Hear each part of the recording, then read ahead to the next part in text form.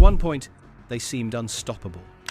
Myron Gaines and Walter Fresh Weeks, better known as the duo behind Fresh and Fit, weren't just running a podcast, they were running a movement. With flashy setups, unapologetic debates, and an alpha male message that mixed self-improvement with chaos, they built one of the most controversial empires on YouTube. Every night, their Miami studio became a battlefield of opinions. Men tuned in for the advice, women showed up for the exposure, and millions watched, half in fascination, half in outrage.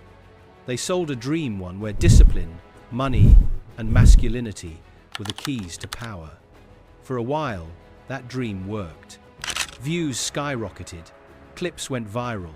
Their faces became synonymous with the red pill wave sweeping across the internet.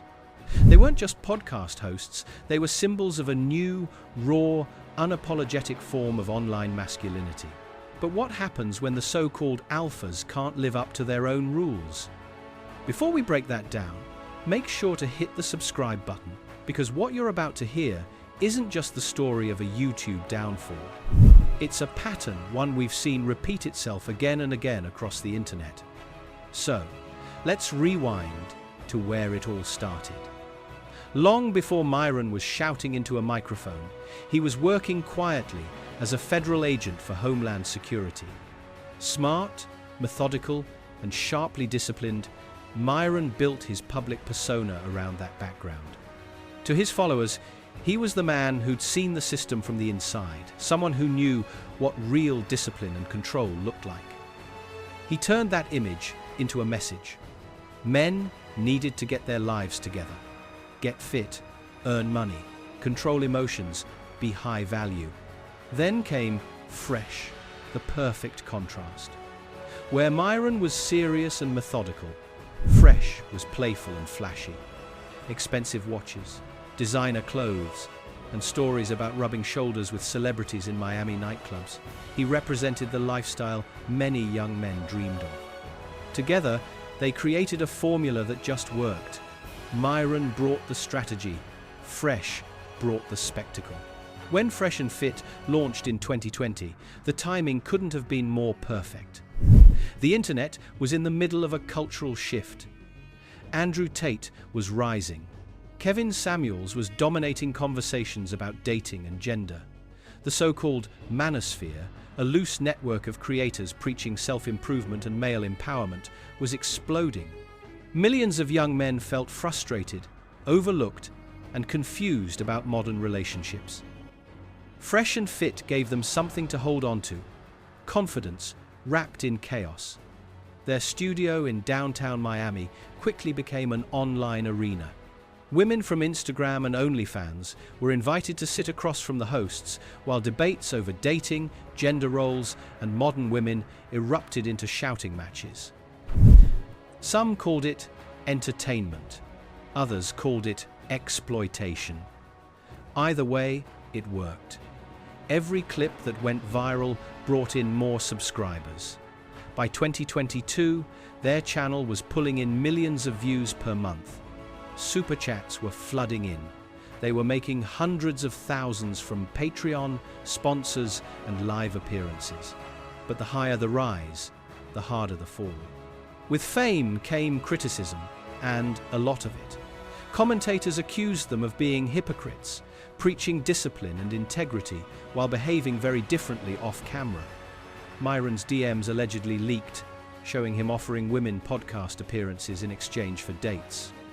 Fans who once saw him as a no-nonsense mentor began to question whether the entire high-value man image was just another sales pitch. Online, the tide started turning. And then came the feud that changed everything. Their war with YouTubers Abba and Preach. What began as a casual disagreement about dating standards turned into one of the biggest creator clashes in recent memory.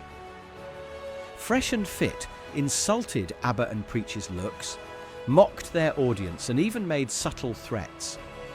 What they didn't expect was how fast the internet would turn on them. Within days, countless creators posted reaction videos calling them out. Fans unsubscribed. Sponsors backed away. The fallout was massive and public. Instead of taking accountability, the duo doubled down. They insisted they were being attacked for telling the truth. The show got louder, meaner, and more desperate. The debates that once felt wild but entertaining started to feel toxic and repetitive. Every clip was a new fight, a new insult, a new attempt to go viral. The energy had shifted from confidence to chaos.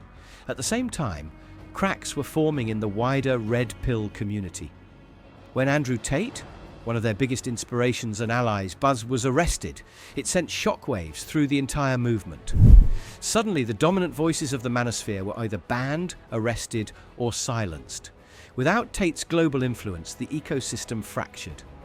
Channels like Fresh and Fit started to lose steam. Their formula, conflict, controversy, control, wasn't hitting the same anymore. By 2023, the signs were impossible to ignore. Their viewership was slipping. YouTube began to demonetize certain episodes for violating policies. Clips that once got millions of views were barely cracking a few 100,000. Guests started declining invites. Even their most loyal fans began expressing disappointment in the comments. The energy that once made them unstoppable was gone, replaced by exhaustion and backlash. Behind the scenes, the financial pressure was mounting. As their audience shrank, so did their sponsorships. The lavish lifestyle Fresh flaunted on social media, the cars, the parties, the designer clothes, began to look more like a mask than a reward. The brand they'd built around being alpha was losing credibility fast. Without constant outrage to fuel engagement, the channel struggled to stay relevant. But beyond the drama and decline, there's a deeper truth to their story, one that reflects more about us, the viewers, than about them. The reason Fresh and Fit exploded in the first place wasn't just because of their message. It was because they knew exactly how to tap into something powerful, emotion. They spoke directly to young men who felt powerless, confused, and unseen in a rapidly changing world. They turned those frustrations into content. They packaged anger as motivation, rejection as purpose, and arrogance as confidence. It was intoxicating. For millions of men, their message didn't just feel like advice. It felt like identity. But the problem with building an empire on emotion is that it's unstable. Once the mask cracks, the illusion falls apart. When people started seeing that their private lives didn't match their public preaching, the foundation of trust disappeared. What was supposed to be about helping men become better started looking more like a business model, one where outrage and attention were the main products. And once that became clear, even their biggest supporters began to question everything. By the time 2024 rolled around, the downfall was in full swing. Major social media platforms were flagging their content. Collaborations dried up. Even within the red pill community, other creators began distancing themselves from the duo. It was clear the once mighty Fresh and Fit brand had become a cautionary tale. The truth is, their collapse wasn't just a YouTube story, it was an internet story. It exposed how quickly online fame can flip, how fast the algorithm can build someone up, and how mercilessly it can tear them down. They didn't fail because they stopped being entertaining. They failed because they stopped being authentic. And maybe that's the ultimate irony. They built their entire identity around teaching men how to be in control, how to be alpha. But in the end, they lost control of the very thing that gave them power, their image. They got trapped inside the performance they created. So were Fresh and Fit really trying to help men, or just trying to profit from them? Maybe the answer lies somewhere in between. Their message wasn't entirely wrong. Discipline, focus, and ambition do matter. But when those values are wrapped in hostility and ego, they lose meaning. What started as advice turned into entertainment. And what was once empowerment became exploitation. Today, Fresh and Fit exists more as a reminder than a movement, A reminder that the internet rewards extremes but never sustains them. Attention may buy influence, but it can't buy trust. They rose by being loud, fearless, and controversial, but they fell because they couldn't separate the show from the truth.